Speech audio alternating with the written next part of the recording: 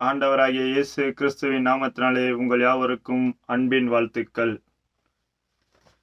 இன்றைய கர்த்தருடைய வார்த்தை கயிறு. வாங்கள் கர்த்தருடைய வார்த்தையை கேட்போம்.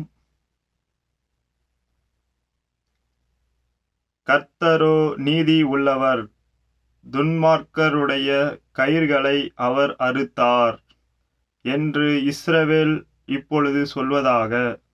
சங்கீதம் 129:4. அகங்காரிகள் எனக்கு கண்ணியையும் கயிறுகளையும் மறைவாய் வைக்கிறார்கள். வழியோரத்திலே வலையை விரித்து எனக்கு சுருக்குகளை வைக்கிறார்கள். சங்கீதம் 140:5. நமக்கு தெரியாமலே சாலை ஓரங்களில் வலையை விரிக்கிறார்கள். அந்த வலையில் நாம் சிக்கிக் கொள்ளாமல் தப்பித்து கொள்ள கர்த்தரிடம் பிரார்த்தனை செய்வோம். சுருக்கு கயிறுகளையும் வைக்கிறார்கள்.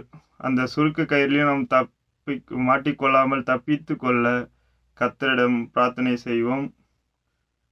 அகங்காரிகள் கண்ணியையும் கயிறுகளை மறைவாய் வைக்கிறார்கள். நம்மளுக்கு மறைவாக இருக்கிற கண்ணிகளையும் கயிறுகளையும் இயேசு நாமத்தினாலே அறுத்து எரிவோமாக.